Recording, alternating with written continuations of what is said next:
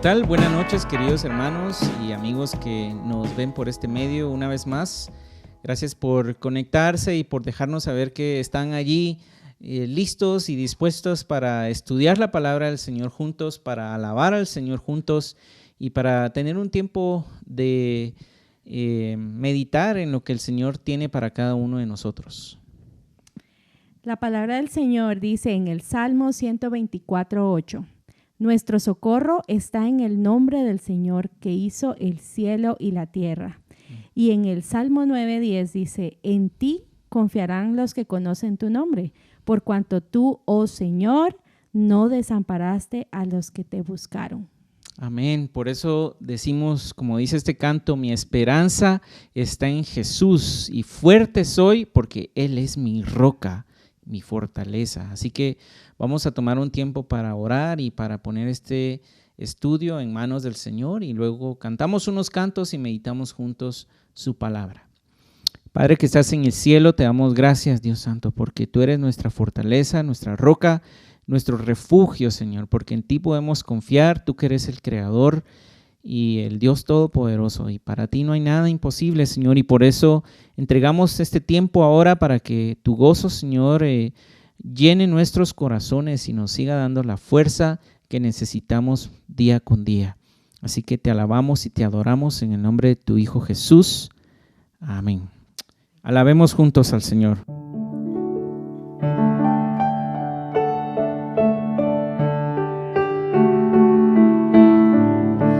Mi esperanza está en Jesús,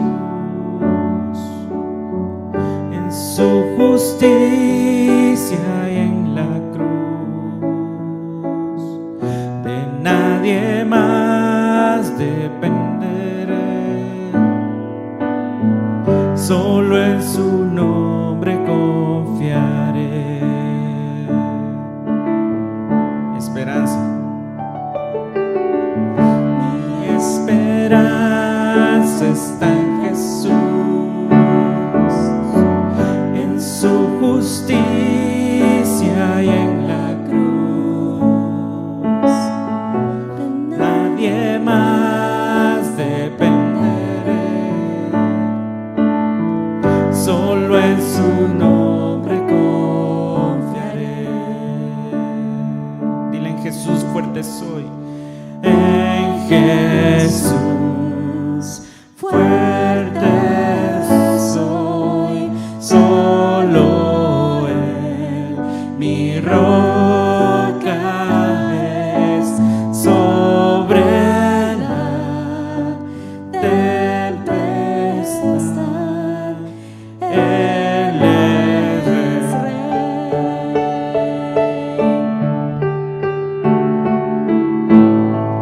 Cuando no puedo ver su faz, sé que su gracia es siempre igual. A la tormenta venceré, mi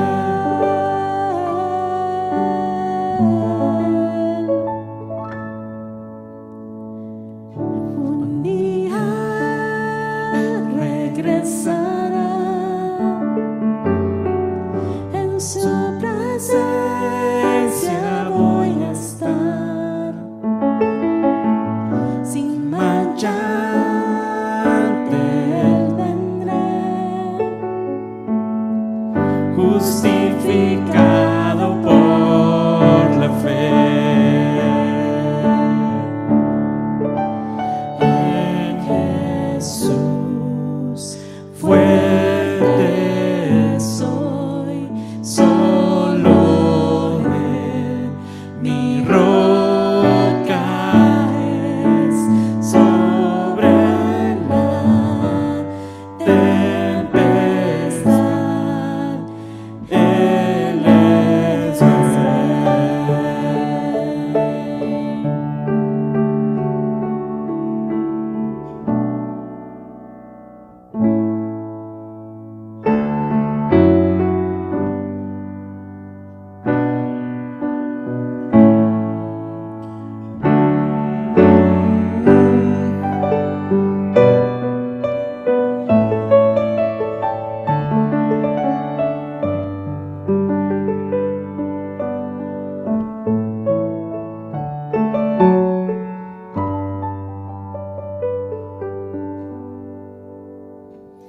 me envuelvo soy con una canción, melodía de tu amor.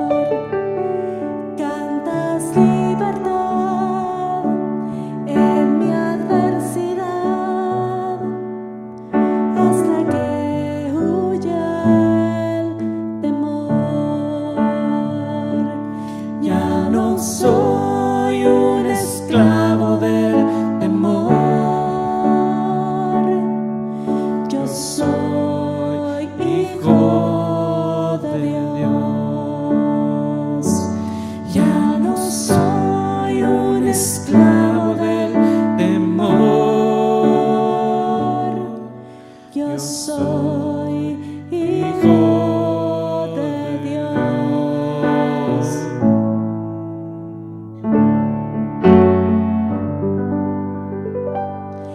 Desde el vientre fui escogido en ti, me llamó el amor. De nuevo nací, recibido en ti, tu sangre en mí fluyó. Ya no soy un esclavo del temor, yo soy hijo de Dios. Ya no soy un esclavo del temor, yo soy hijo de Dios.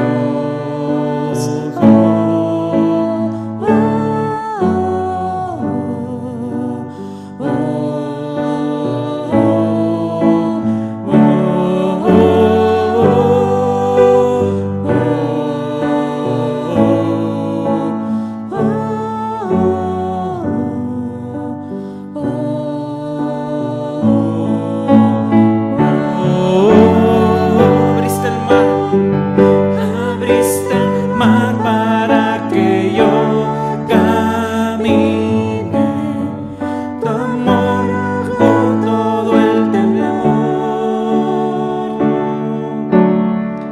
Me rescataste y yo cantaré, yo soy hijo de Dios. Dile al Señor. Abriste el mar para que yo camine, tu amor ahogó todo el temor. Me rescataste y yo cantaré, yo soy hijo de Dios.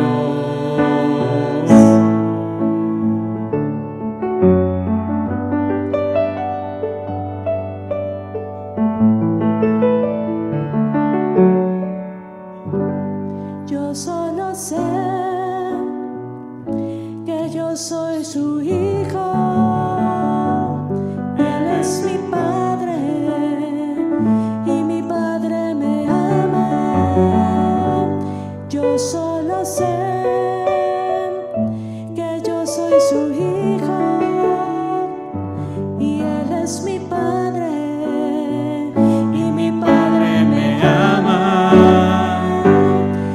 solo sé que yo soy su hijo y Él es mi Padre y mi Padre me ama. Yo solo sé que yo soy su hijo y Él es mi Padre y mi Padre me ama.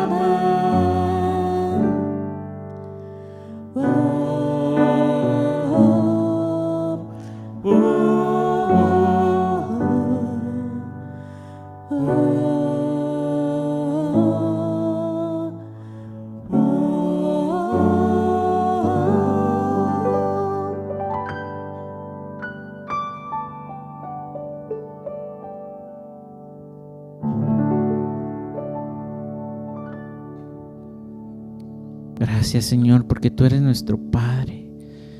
Ese Padre que ha derramado, Señor, su vida por nosotros y que nos ha dado salvación, nos ha dado esperanza, Señor.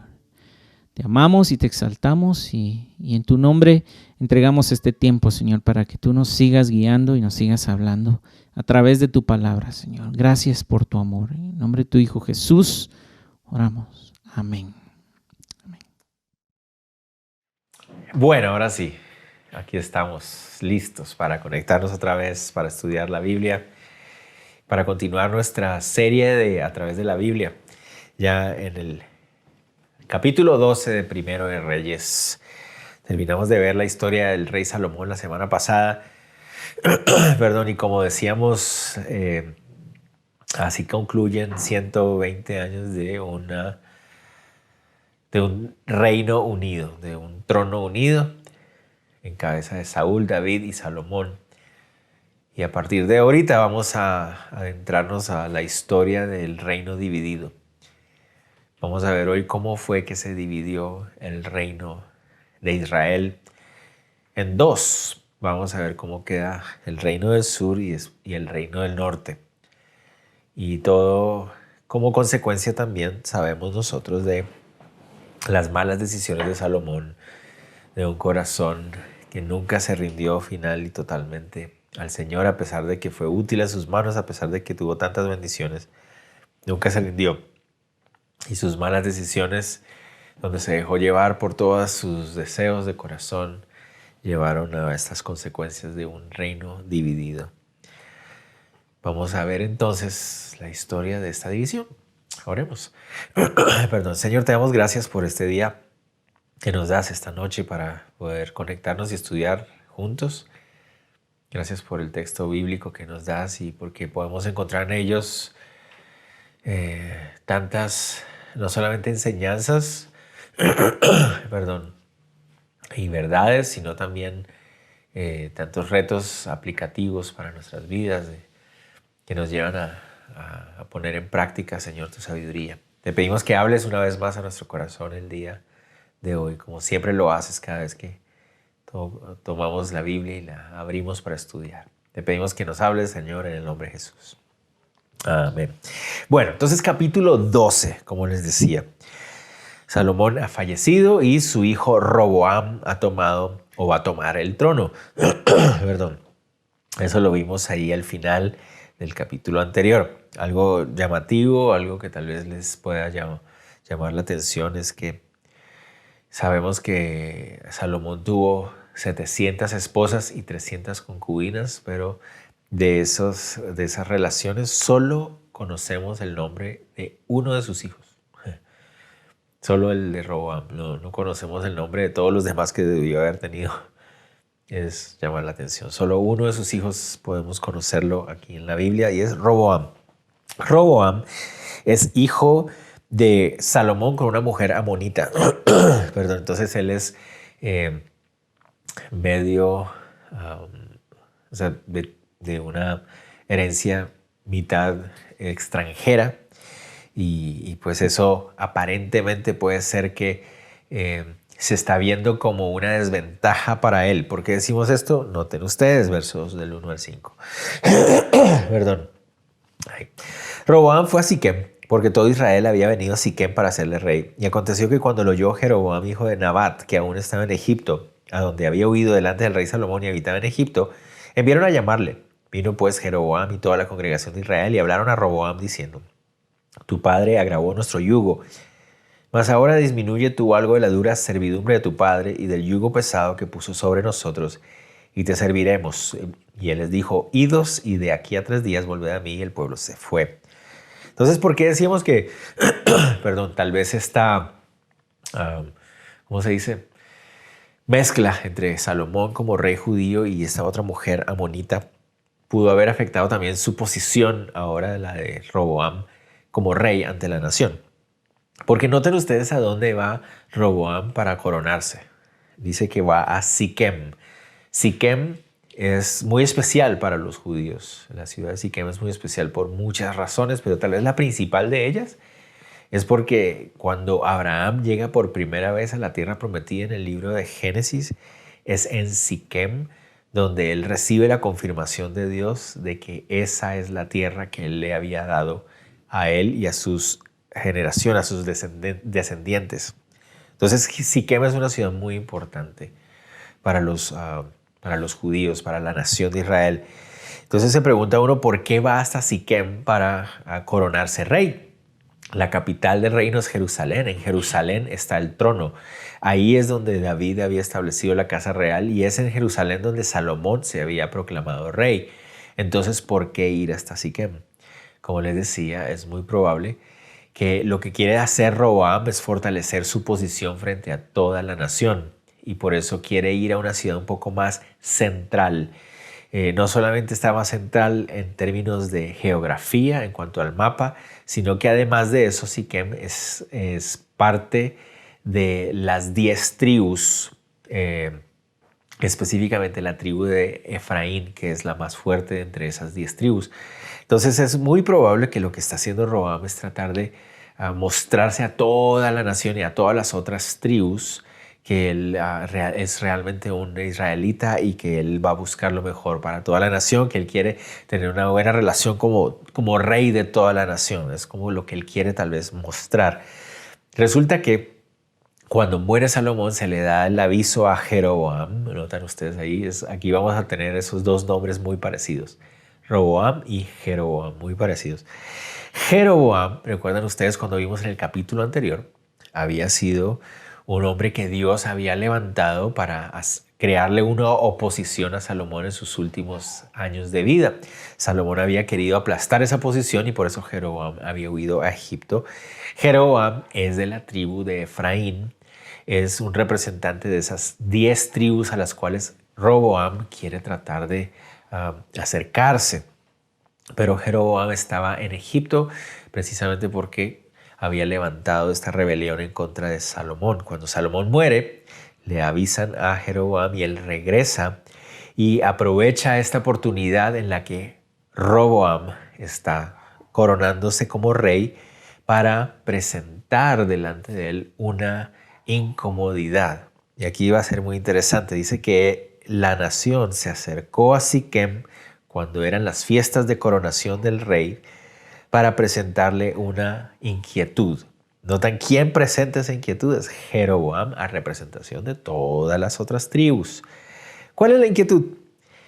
Dice que estaban pidiendo que ahora que Roboam iba a ser rey, les bajara un poquito la carga de impuestos o de tributos. Noten ustedes, dice: tu padre agravó nuestro yugo, mas ahora disminuye tú algo de la dura servidumbre de tu padre y del yugo pesado que puso sobre nosotros y te serviremos. Bueno, aquí hay una gran inquietud, porque recuerden ustedes que habíamos dicho también que este concepto de tributos o impuestos no solamente se refería a dinero, sino que también esa palabra se usaba en esa época y se podía usar para referirse a trabajos forzados o trabajos forzosos. Entonces aquí es donde viene la dificultad, porque hay pasajes que hemos leído ya que pareciera indicar que Salomón sí puso a algunos de los israelitas a trabajar forzadamente para él, o que les exigió unos impuestos que solo se les exigían a los extranjeros. Mientras que hay otros pasajes que parecen indicar que no, que Salomón solamente puso sobre los israelitas un pequeño impuesto y que los trabajos forzosos eran solo para los pueblos extranjeros que vivían en la tierra. Entonces, a veces los mismos comentaristas y estudiosos no están de acuerdo acerca de qué fue lo que realmente sucedió. Si vemos acerca de pagos de impuestos en los capítulos anteriores, solo existe una referencia acerca de Salomón pidiéndole o demandándole a las otras tribus un pago de impuestos. Solo hay una. Y era cuando él les exigió que se dividieran y cada uno diera al reino una vez al mes. Cada tribu o cada territorio una vez al mes para los cuidados y las necesidades de la casa real. Esa es la única referencia que hay de impuestos en cuanto a dinero. En cuanto a trabajo forzado está la discusión. Está la discusión si realmente los había puesto a trabajar forzadamente en construcción y cosas así. Entonces, aparentemente ese es el agravio aquí. Ellos están quejando porque Salomón había puesto un trabajo, una carga muy pesada. Notan ustedes el uso de la palabra yugo, aparece varias veces. Es una carga pesada. Saben ustedes que era el elemento que se usaba para que los bueyes araran. Se les ponía sobre aquí el cerviz y era una carga pesada a través de la cual se usaba para trabajar. Ellos sienten que Salomón ha hecho esto. Entonces, ¿por qué estamos diciendo eso? Porque la verdad es que no estamos seguros si esta queja es una queja justificada o no. No sabemos. Sí es posible que Salomón haya hecho esto, poner cargas demasiado fuertes en el pueblo, como también es posible que Jeroboam está presentando esta queja simplemente como una forma de molestar a Roboam, de presionarlo en el día de su coronación, en su fecha de coronación. No sabemos. Pero vamos a ver cómo reacciona Roboam ante esta petición del pueblo de que le bajara los impuestos, de que no les pusiera tanto trabajo o tanta carga. Vamos a ver. Para empezar, Roboam dice, miren, déjenme consultar. Roboam no quiere apresurarse, él no quiere responder inmediatamente, sino que les dice, denme 3 días, regresen en 3 días. Entonces, pongámonos en el lugar de Roboam. Él quiere coronarse rey frente a toda la nación, afianzar esa posición suya en la nación, y vienen con una queja, y que es su primer problema que él tiene como rey. Y entonces él dice, denme 3 días para pensarlo. ¿Qué va a hacer durante estos 3 días?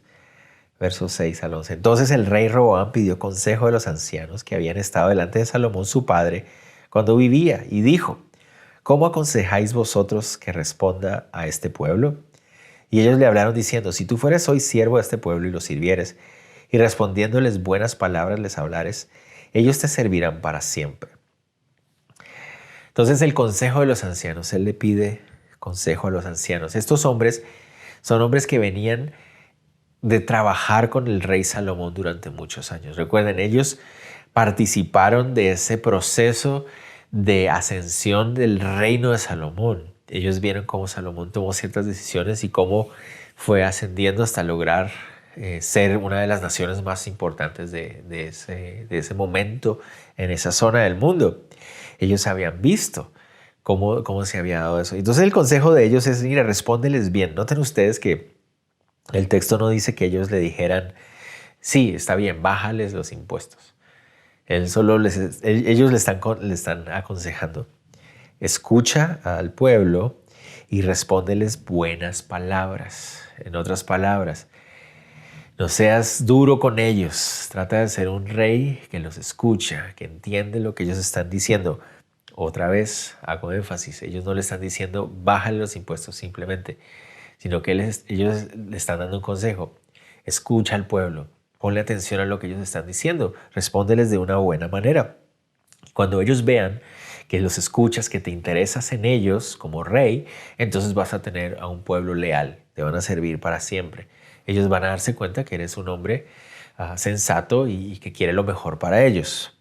Ay, Roboam, qué buen consejo le habían dado. Le habían dado un buen consejo. No sabemos si es porque ellos habían visto el declive también de Salomón y ellos le llaman la atención a Roboam diciéndole, mira, empieza con pie derecho, no vayas a cometer un error, trata de escuchar al pueblo y vas a ver que vas a ganar su lealtad. Pero ¿qué hace Roboam?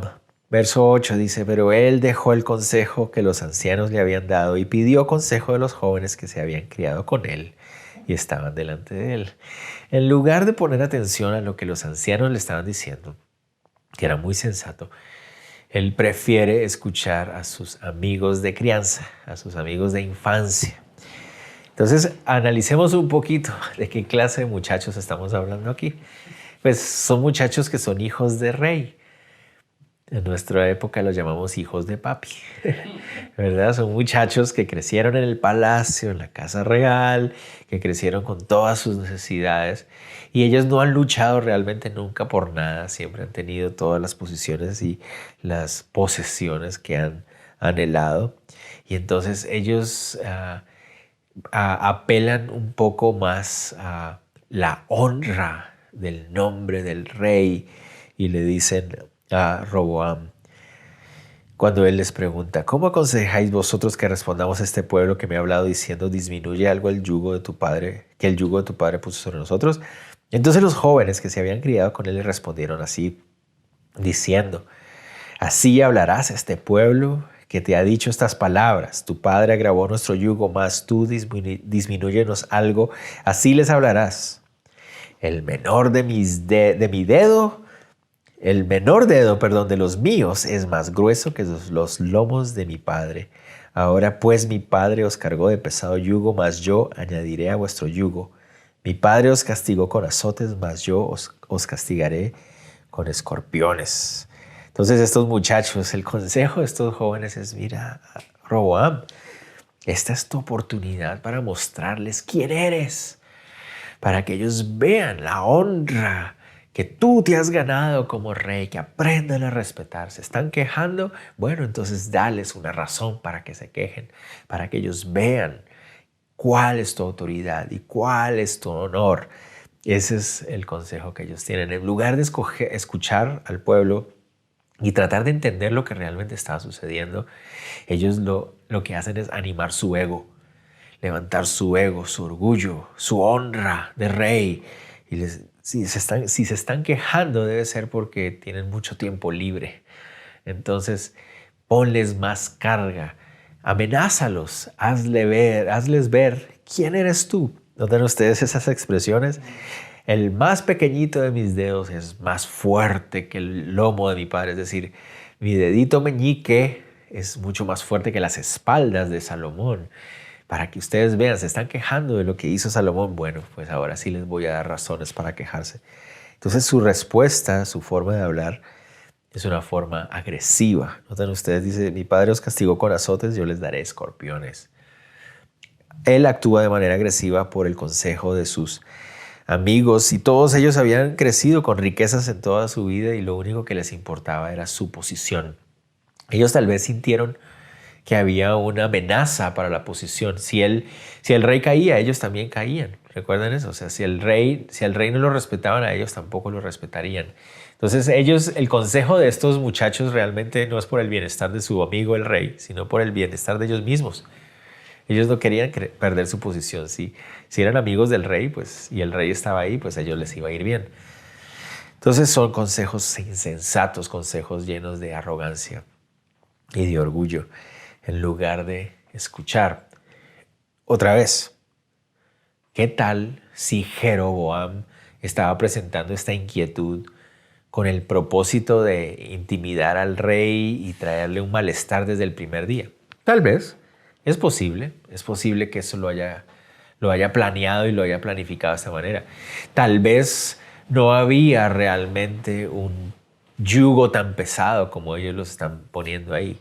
Tal vez los impuestos eran justos, pero ellos simplemente están moviendo las cosas para incomodar al rey. Bueno, si así fuera el caso, si Roboam hubiera escuchado al pueblo como le dijeron los ancianos, él se hubiera podido dar cuenta de eso y hubiera actuado de esa manera. Pero en lugar de eso, dejó que alimentaran su ego y actuara de manera agresiva para hacer respetar su posición. Y aquí entonces encontramos una muy buena aplicación para nosotros. Cada vez que nosotros actuamos buscando nuestra honra, cuando tratamos de establecer nuestro respeto, nuestro nombre, cada vez que hacemos eso, cometemos un grave error. No reflejamos el carácter de Dios y perdemos la oportunidad, la sensibilidad para entender lo que realmente está pasando. Estamos tan enfocados en nosotros mismos, en nuestro ego, que perdemos la oportunidad de tener sensibilidad en nuestro oído para realmente discernir lo que está sucediendo. Roboam tuvo una gran oportunidad desde el primer día. Si él hubiera escuchado la voz de los ancianos y él hubiera doblegado, ablandado su corazón en el sentido, bueno, escuchemos al pueblo. Recuerden, el consejo de los ancianos no fue, sí, bájale los impuestos. No, es escucha al pueblo y háblales bien. Dice, usa buenas palabras para hablarles. Háblales con una actitud de interés. Escúchalos. Así vas a poder discernir qué es lo que debes hacer. Si él hubiera escuchado esos consejos, hubiera sido tan diferente. Pero no, escuchó el consejo de sus amigos que alimentaron su ego. Una vez más, cada vez que alimentemos nuestro ego, vamos a perder nuestra oportunidad de entender lo que está sucediendo porque estamos enfocados totalmente en nosotros. Entonces, ¿qué hizo don Roboam? Pues hizo exactamente lo que sus amiguitos le dijeron. Veamos, otra enseñanza. Cuando una persona esté adulando tu ego y exaltando tu ego, no lo está haciendo por ti, lo está haciendo por sí mismo. No, lo que menos le interesa es tu beneficio.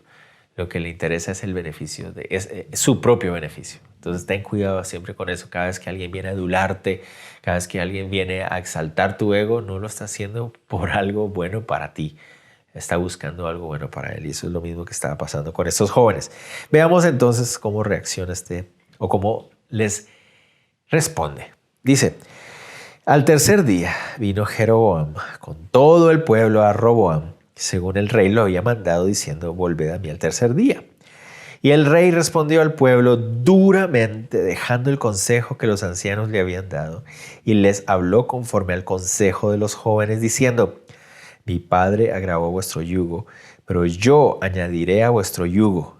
Mi padre os castigó con azotes, mas yo os castigaré con escorpiones. Y no oyó el rey al pueblo, porque era designio de Jehová para confirmar la palabra de Jehová, que Jehová había hablado por medio de Ahías Silonita a Jeroboam, hijo de Nabat. Entonces Roboam hizo exactamente lo que sus amigos le dijeron. Cuando llegó Jeroboam y el pueblo, le respondió con dureza, con agresividad, lleno de arrogancia, de orgullo. Y entonces, vamos a ver qué pasó. Noten ustedes cómo el autor hace ese resumen ahí diciendo, el rey no oyó al pueblo. No hizo sensible su corazón a escuchar lo que el pueblo estaba diciendo. Como les decía otra vez, si alimentamos nuestro ego, vamos a perder nuestra capacidad de tener discernimiento. La humildad nos da esa capacidad muy, muy importante. La actitud de Roboam salía de su orgullo. Él quería demostrar quién era, que él era el que mandaba. Recuerden que es muy posible que él haya querido tomar el trono desde Siquem precisamente porque él quería tener la seguridad de que todo el pueblo lo respetaba.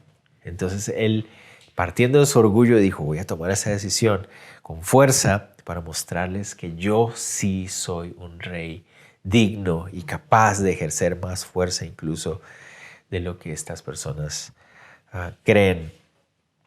Es interesante que justamente el papá de él, su papá, Salomón, escribió en Proverbios 15:1, la respuesta amable calma la ira, la respuesta grosera aumenta el enojo. Qué interesante, qué irónico que fuera su propio padre el que hubiera escrito esto.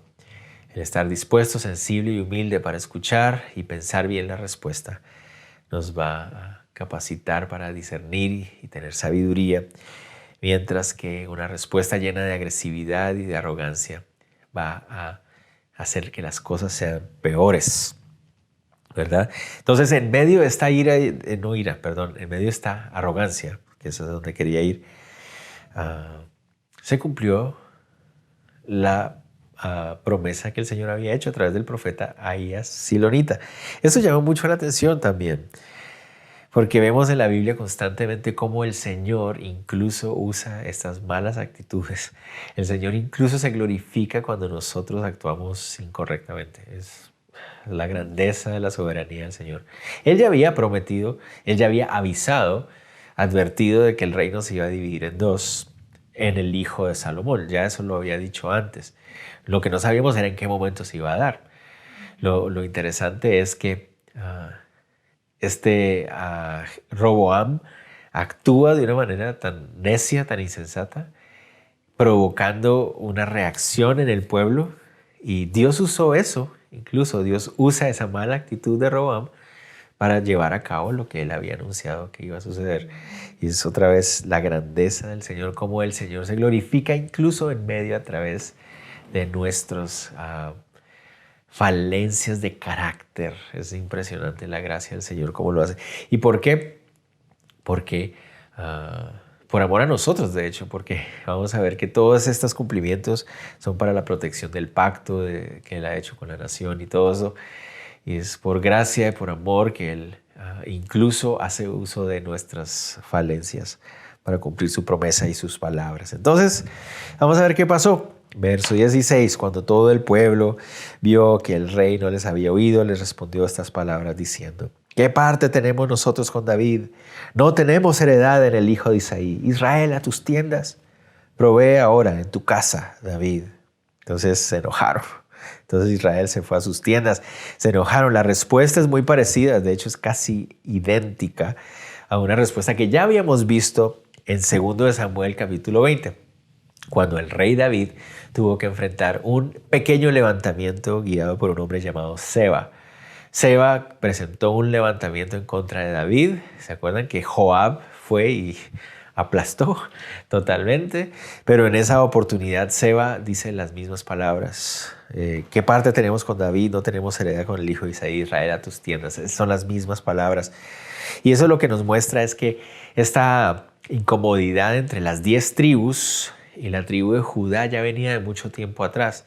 Noten ustedes la expresión provee ahora en tu casa, David. Eso nos confirmaría que la incomodidad es acerca de los impuestos. Como les decía, pareciera ser que los impuestos que tenían que pagar las tribus no eran, digamos, la gran cosa. La verdad, no eran tan pesados.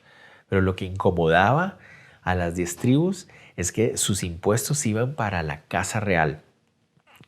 Es decir, todo lo que trabajaban las 10 tribus iba a beneficiar a la casa real.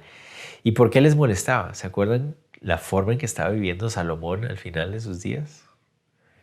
Excentricidades, vajillas de oro, vasos de oro, animales exóticos.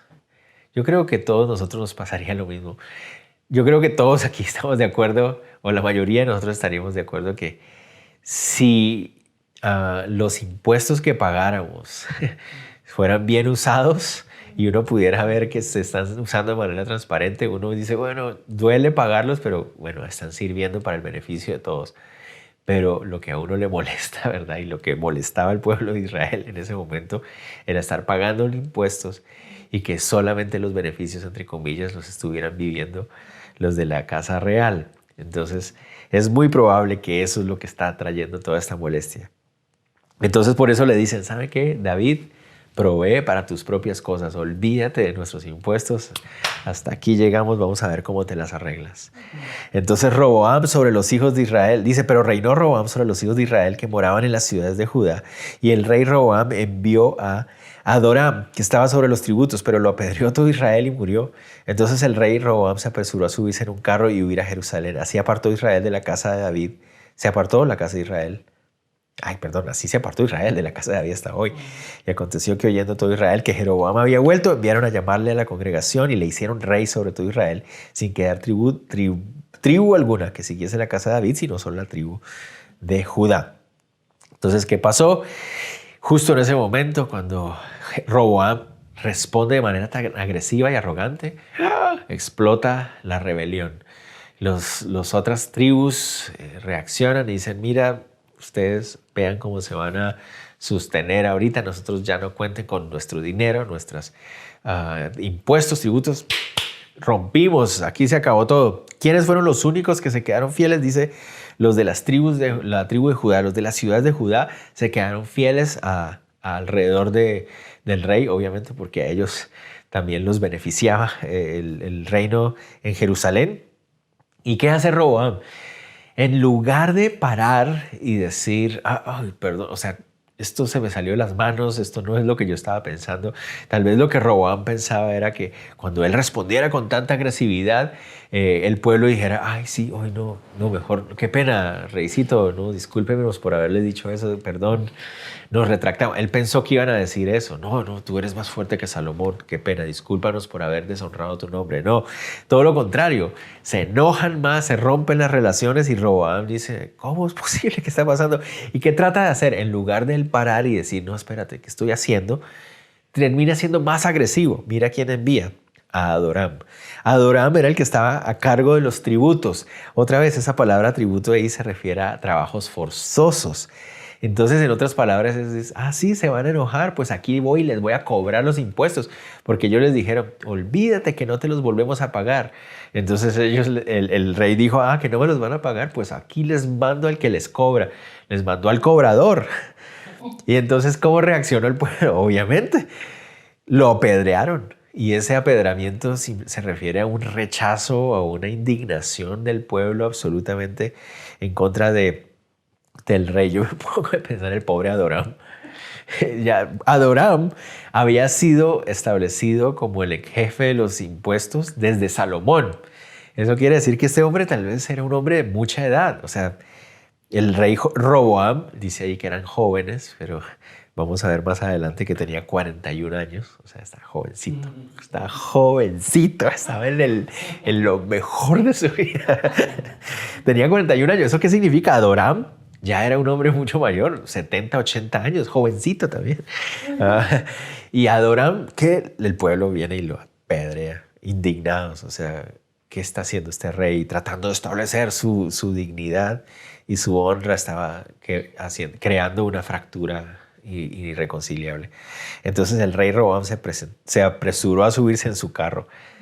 Ahí es cuando se dio cuenta, ok, esto se complicó, ya esto está muy difícil, ya esta gente mató a este señor, seguramente me va a matar a mí. Y el rey Roboam huyó de Siquem y llegó a Jerusalén.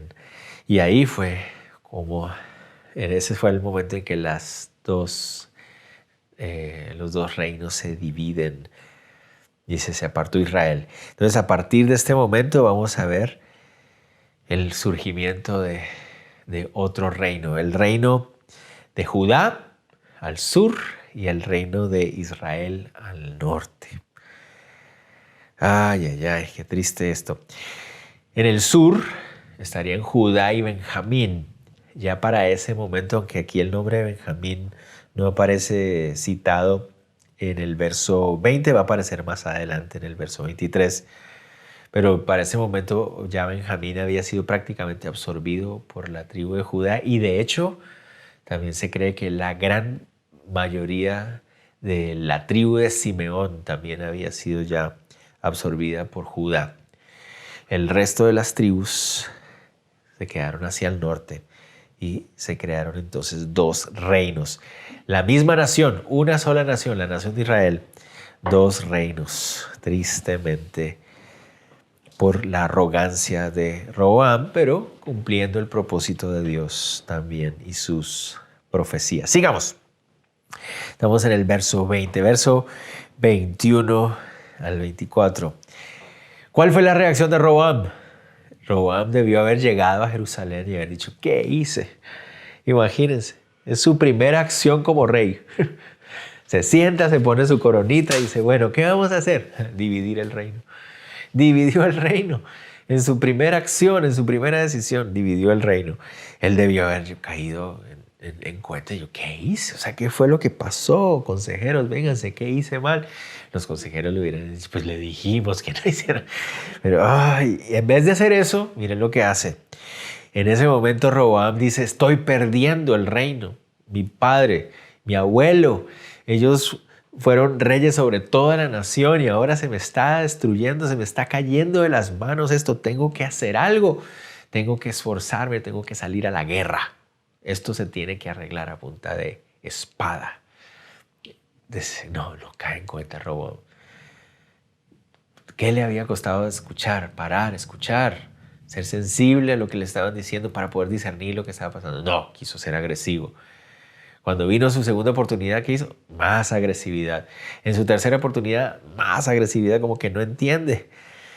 Llega Roboam a Jerusalén, dice, reunió a toda la casa de Judá y a la tribu de Benjamín, 180,000 hombres guerreros escogidos con el fin de hacer guerra a la casa de Israel y hacer volver el reino a Roboam, hijo de Salomón. Dice, esto, vamos a reunir a la nación con guerra civil. Pero aquí es donde vemos la intervención del Señor. Antes de que la guerra civil explote y haya muertos por doquier, probablemente él, en su deseo de volver a tener a toda la nación unida, hubiera podido hasta perder el reino por esta impulsividad agresiva. Pero Dios interviene. Verso 22. Pero vino palabra de Jehová a Semaías, varón de Dios, diciendo, habla a Roboam, hijo de Salomón, rey de Judá, y a toda la casa de Judá y de Benjamín y a los demás del pueblo, diciendo, así ha dicho Jehová, no vayáis ni peleéis contra vuestros hermanos, los hijos de Israel, volveos cada uno a su casa, porque esto lo he hecho yo. Y ellos oyeron la palabra de Dios, volvieron y se fueron conforme a la palabra de Jehová. En ese momento, cuando Roboam llega corriendo a la ciudad de Jerusalén y empieza a mandar, traigan a los soldados, organicemos, vamos a la guerra. En ese momento Dios habla el corazón de este hombre llamado Semaías, un profeta. Y Semaías, aparentemente, públicamente, por las calles de Jerusalén, él empieza a clamar lo que Dios había dicho. No salgan a la guerra, no vayan a pelear con vuestros hermanos. Son sus hermanos, es una sola nación, no vayan a pelear con ellos. Todas las personas en la ciudad escucharon, los soldados escucharon eso y dijeron, no, ¿qué estamos haciendo? Y si algo bueno podríamos decir de Roboam es que al ver lo que estaba pasando, por fin entendió, no, tengo que resignarme. Finalmente el reino se ha dividido por mi culpa. Pero ahora tenía que resignarse y bajar la cabeza y rendir su corazón a la voluntad del Señor y decir, bueno, Dios, tú estás en control. Pero notan ustedes lo que se hubiera evitado si él hubiera sido humilde en escuchar. Bueno, finalmente el reino iba a dividirse. Era la profecía del Señor. Pero gracias a que a Roboam bajó la cabeza en este momento, se evitaron muchas muertes entre los hermanos. Lo que antes había sido un gran reino que había llegado a impactar hasta bien al norte, en Mesopotamia, bien al sur, hasta Egipto, ahora se había dividido. A partir de ese momento, estos dos reinos tendrían que enfrentar levantamientos. ¿Qué iba a pasar? Lo más natural. Roboam no había pensado en eso. Cuando este reino unificado se dividió, se mostró, ahora eran dos reinos más débiles, ¿verdad? En vez de ser un gran reino, eran dos reinos débiles. Y entonces tuvieron que empezar a enfrentar amenazas de todas partes. Recuerden, si desde cuando Salomón estaba vivo ya empezaban a haber amenazas, ahora era peor. Lo que vamos a ver de aquí en adelante va a ser un montón de amenazas del norte, del sur, del oriente, constantes para estas dos tribus, estas dos naciones más pequeñas y más débiles, fracturadas. A partir de ese momento, estos dos reinos iban a ser vistos como mucho más fáciles de conquistar. Y los grandes reinos del norte los van a ver como presa fácil. Y van a pasar casi 200 años para que caiga el primer reino de ellos. Y después tendrían que pasar otros 120 años más para que finalmente cayera el reino del sur. Todo por una actitud arrogante de este señor Roboam. Entonces ahora el reino del norte, hablemos un poquito de el rey Jeroboam. Entonces de aquí en adelante, recuerden, después de este capítulo en adelante vamos a empezar a hablar del rey del sur y el rey del norte. O también vamos a ver qué dice el rey de Judá o el rey de Israel. O también vamos a escuchar que dice el rey de Judá o el rey de Efraín. Esas tres expresiones representan exactamente lo mismo. Entonces aquí yo sé que se va a poner un poquito complicado para algunos de nosotros porque vamos a estar yendo al norte y al sur, al norte y al sur, al norte y al sur. Entonces en este momento, para que todos estemos enfocados, en el sur tenemos al rey Roboam y en el norte tenemos al rey Jeroboam. ¿Okay? Estos son los dos reyes que están activos en este momento. Roboam al sur, Jeroboam al norte. Enfoquémonos en el norte. Ahora el norte tiene un nuevo rey, son un nuevo reino. Ellos tienen una desventaja. ¿Cuál es la desventaja del reino del norte? Pues el reino del sur ya tiene una estructura hecha. El reino del sur viene de tener el reinado en Jerusalén desde la época de David. David había hecho muchas reestructuraciones. Salomón vino a hacerlo incluso mejor. Entonces, el reino del sur ya tiene una estructura, una forma de hacer las cosas, ya tiene contactos con muchos pueblos y todo eso, pero el reino del norte acaba de nacer. Entonces, ellos todavía no saben cómo llevar a cabo esto de el reinar, como esto era de lo de la monarquía. Ellos están apenas aprendiendo ahorita. Y Jeroboam, recuerdan ustedes, había sido un hombre muy trabajador, muy activo en la época de Salomón, hasta el punto que Salomón lo había reconocido.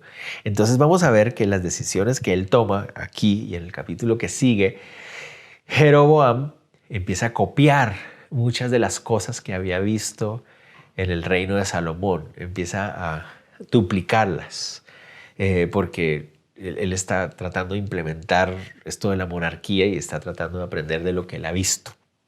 Va a usar cosas que vio de Salomón, pero también va a usar cosas que vio de Egipto, porque él vivió en Egipto. Entonces vamos a ver cómo se le da a Jeroboam esto de empezar una monarquía. Descubrámoslo. ¿Cómo nos iría a nosotros si de repente ahora somos reyes? ¿Y qué hay que hacer? ¿Cómo se hace?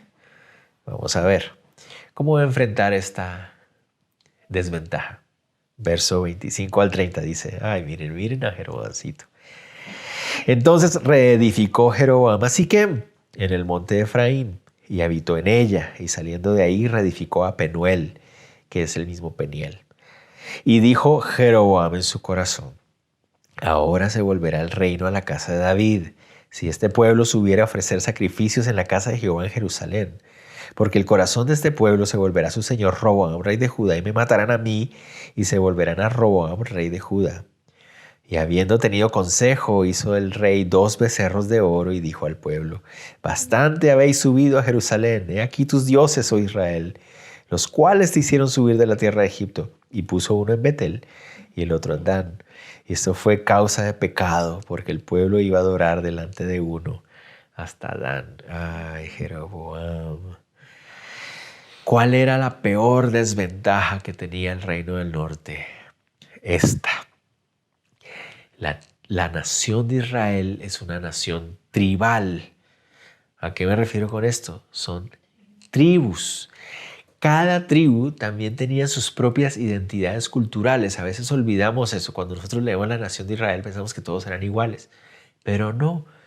Unos vivían en una clase de clima, otros vivían en otra clase de clima. Unos dependían de ciertas clases de comidas, otros de otra clase de cosechas. Entonces, habían diferencias culturales entre cada tribu. Cada tribu tenía también sus propios líderes civiles y cosas así. ¿Qué era lo único que unificaba a toda la nación? Su fe. La nación de Israel tenía un pacto con Dios, el Dios de Israel, con Jehová, con el gran yo soy. Este pacto con el Dios de Israel era lo que unificaba a toda la nación. Entonces Jeroboam entendió bien esa desventaja. ¿Dónde está el templo del cual depende este pacto que nos hace uno y que nos da identidad? Está en Jerusalén. Es parte del reino del sur. Entonces, claro, cuando el pueblo quiera mantener esa identidad, tiene que poner sus ojos en Jerusalén. Y él entendía esa desventaja. Pero la forma en que él enfrentó esta desventaja fue totalmente insensata. Lo que se le ocurrió a don Jeroboam es construir unas deidades. ¿Qué hizo? Construyó unos becerros. Noten el verso 28. Dice, habiendo tenido consejo. Esa frase, ¿saben cuál es la mejor forma de traducirla? Es habiendo tenido consejo consigo mismo. O sea, él, consultó consigo mismo. Dijo, ¿qué haré? Mí mismo, ¿qué haré? Mira, esto es lo que vas a hacer. Construir 2 becerros de oro. Uno para ponerlo en el sur, es decir, en Betel. Betel es la ciudad más al sur de ahora de este reino de Israel, donde está la frontera con Judá. En Betel pone ahí uno de esos. ¿Por qué ahí en la frontera? Pues para que no tuvieran que bajar. Y el otro en Dan, al norte, en la frontera norte con los sirios, para que hubiera en el norte y en el sur. Ponen los becerros. ¿Por qué becerros? Los becerros, los toros, los bueyes eran representantes de los dioses de las tierras cananeas y también las de Egipto. Recuerden que él había vivido en Egipto mucho tiempo. El dios Baal era representado por un buey. Usualmente los dioses principales de estas tierras, de estos paganos, eran representados con un buey o con un becerro. Entonces, ¿qué hace Jeroboam? Lo mismo. Copia. Dice, pongamos bueyes, unos becerros. Y miren cómo los presenta. Les dice, bastante habéis subido a Jerusalén y aquí están tus dioses, oh Israel. No significa que Jeroboam estuviera diciendo, mire, estos son los que realmente los salvaron de Egipto. No, lo que él está diciendo, este es Jehová. Aquí está, se los presento. Ya no tienen que ir allá. ¿Quieren ir allá a tener una relación con Jehová? No. Aquí la tenemos. Este es Jehová. Este becerrito que les estoy construyendo representa al mismo Dios de allá. Ya no tienen que ir allá. Aquí está. Este es Jehová. Eso es lo que él está queriendo decir. Estos son los dioses que lo sacaron. Aquí están. De hecho, esa palabra dioses puede traducirse como Dios nada más. En el hebreo puede significar Dios o dioses ahí. Entonces, ahí está Dios, ahí está Jehová. No necesitan ir ya. Yo también tengo un pacto con Jehová. Cayó en la trampa. Entonces, ¿por qué lo quiso hacer así? Por propia conveniencia. Noten ustedes, dice, si se van allá, me van a traicionar y me van a matar. Entonces, por conveniencia, para cuidarse el pellejo, ¿no? Él quiso representar a Dios con un falso Dios. Qué grave error. Ya la idolatría había entrado a Dan hacía mucho tiempo atrás. ¿Se acuerdan? Con los jueces lo vimos. Entonces él simplemente aprovechó ese altar que había en Dan para poner ahí este falso Dios y decirles, podemos seguir adorando a Jehová. No se preocupen, ya no, pero lo vamos a hacer de otra manera. Y miren, no solamente le bastó con construir a un falso Dios y hacerlo pasar por Jehová. No solamente eso, sino miren lo que vienen.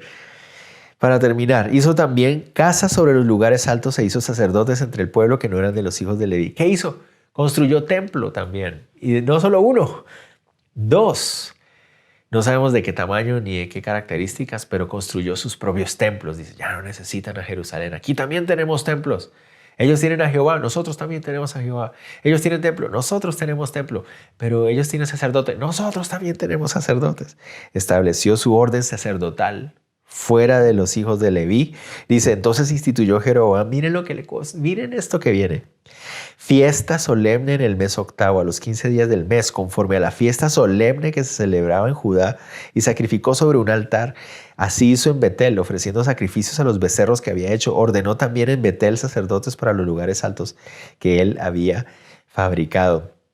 Sacrificó pues sobre el altar que él había hecho en Betel a los 15 días del mes 8, el mes que él había inventado su propio corazón, e hizo fiesta a los hijos de Israel y subió al altar para quemar incienso. ¿Qué hizo? Hizo una representación falsa del Señor. Hizo su propio templo, puso sus propios sacerdotes y estableció sus propias fiestas. En otras palabras, creó su propia religión. Creó su propia religión para de esa manera mantener unida a la nación o al reino del norte. Él creía que entonces esa era la forma en que iba a afianzar la identidad del reino del norte. Pero esta identidad era una identidad falsa. O sea, era una identidad que no era real, es una identidad pagana, es una identidad pecaminosa, idólatra, es una identidad que los va a llevar al acabose. Una cosa que podemos notar es el reino del sur tenía un rey muy malo ahorita, o sea, tenía un rey nada ejemplar. Pero el reino del sur tenía una característica. Había sido fundado sobre la fe de David. Por eso ese reino sería un testimonio de la luz del corazón de David por muchos años. Pero ¿qué pasa con el reino del norte? Tampoco tenía un rey ejemplar para nada, pero tampoco tenía una fundación sobre una fe real. Su fundación era una fe falsa, una fe de apostasía. Por esa razón, absolutamente todos los reyes del reino del norte, malos, pésimos, horribles, todos los reyes del norte van a ser un fracaso espiritual absoluto. Sin embargo, algunos de los reyes del reino del sur van a ser diferentes. La mayoría van a ser malos, pero van a haber algunos buenos que van a ser influenciados por la luz del testimonio de David, de su fe. Y esa fue la gran diferencia entre los dos. Unos podría decir, pero ¿qué podía hacer Jeroboam? Se había quedado sin templo. ¿Qué podía hacer? Noten ustedes, ¿recuerdan una cosa que estamos olvidando tal vez? 1, Dios no mora en templos hechos por manos humanas. Eso se lo había dejado muy claro a Salomón. 2, ya Dios le había hablado a Jeroboam. ¿Se acuerdan ustedes? Dios le había hablado a Jeroboam a través del profeta Ahías. Le dijo, yo te he elegido para que reines sobre Israel y hagas lo que te parezca bien. Si pones atención a todo lo que yo te ordene y no te desvías de mis caminos, y si haces lo recto delante de mis ojos y cumples mis estatutos y mandamientos como lo hizo mi siervo David, yo te acompañaré siempre y estableceré tu dinastía como lo hice con David y te entregaré el pueblo de Israel. Dios le había hablado a Jeroboam. Sigue el ejemplo de David. Búscame, sé obediente, ten un corazón para mí y yo te voy a ayudar. ¿Qué es lo que debía haber hecho? Haber rendido su corazón al Señor. Y el Señor lo hubiera usado. Recuerden, el Señor estaba en control de todo desde el principio. Pero lo que quiso hacer don Jeroboam fue esforzarse e inventarse cualquier clase de estrategia para alcanzar lo que creía que satisfacería su corazón. Cuando lo único que puede satisfacer nuestro corazón es rendirnos a la voluntad de Dios. Jeroboam nos muestra lo que es con claridad las características de una falsa religión. Surge por una necesidad egoísta. Usa un Dios que se hace pasar por el verdadero Dios. Y surge de un invento del corazón humano. Noten ustedes que todo eso fue inventado de su propio corazón, dice el verso 33. Solo para satisfacer sus propias necesidades. ¿Qué debió haber hecho Jeroboam? Rendido su corazón. Muchas veces nosotros por el temor de perder algo, tratamos de ir en contra de la voluntad de Dios, de generar y de crear de nuestro propio corazón. Y terminamos haciendo todo lo contrario, fallándole a Dios. ¿Y qué nos lleva a eso? A perderlo. ¿Quién le había entregado este reino a Jeroboam? Dios. Dios se lo había avisado, él se lo iba a dar. Dios le había dado el reino. Entonces, ¿por qué creyó Jeroboam que era a través de su esfuerzo que lo iba a sostener y que lo iba a poder mantener? Error. Totalmente contrario. Dios se lo había dado. Si él se hubiera rendido al Señor, el Señor lo hubiera mantenido en él y le hubiera creado una dinastía, es decir, a sus hijos y a sus nietos. Muchas veces hacemos nosotros lo mismo. Tratamos de acaparar y de sostener con nuestras propias manos y esfuerzos a través de, dejarnos llevar por nuestros propios deseos y anhelos. Tratamos de sostener algo que nunca podremos sostener y que solo habrá sido dado por Dios. Qué gran error de Jeroboam. Terminamos entonces diciendo, ¿qué aprendemos de Jeroboam? En vez de actuar, miren, cada vez que actuamos en honor de nuestro nombre, cada vez que actuamos por la dignidad de nuestra honra, perdemos la sensibilidad para escuchar lo que realmente está pasando y actuar con sabiduría. nos cegamos y terminamos haciendo lo peor. ¿Qué aprendemos de Jeroboam? Dios era el que desde el principio había estado en control. Él le había anunciado que le iba a dar el reino. Él no tenía que preocuparse por perderlo y empezar a hacer un montón de cosas ridículas, insensatas, paganas, contrarias a Dios para sostenerlo. Lo que tenía que hacer era rendirse al Señor. Y muchas veces eso es lo que tenemos que aprender a hacer. A rendirnos al Señor. A bajar nuestra cabeza y dejar, Señor, tú lo tenías en control, tú estás en control. Yo no tengo nada, yo no tengo que hacerlo, yo no tengo que inventarme y torcer cosas y estrategias. No, está en tus manos, Señor. Hazlo tú. ¿Vale? Oremos. Señor, te damos gracias por este tiempo para estudiar tu palabra. Gracias por el capítulo 12 de Primero de Reyes. Gracias por seguir usando tu palabra para enseñarnos. Te ruego, Dios, que en el momento que alguien escuche este estudio, Señor, sea de bendición, que pueda confrontar nuestros corazones, hacernos crecer. Por favor, te lo pedimos todo en el nombre de Jesús. Amén. Hermanos, hombres, varones, tenemos reunión este próximo sábado a las 4 de la tarde. Por favor, comuníquense con nosotros para darles el código. 4 de la tarde, sábado, para conectarnos. Hombres, Dios los bendiga a todos. Nos vemos luego. Nos vemos pronto.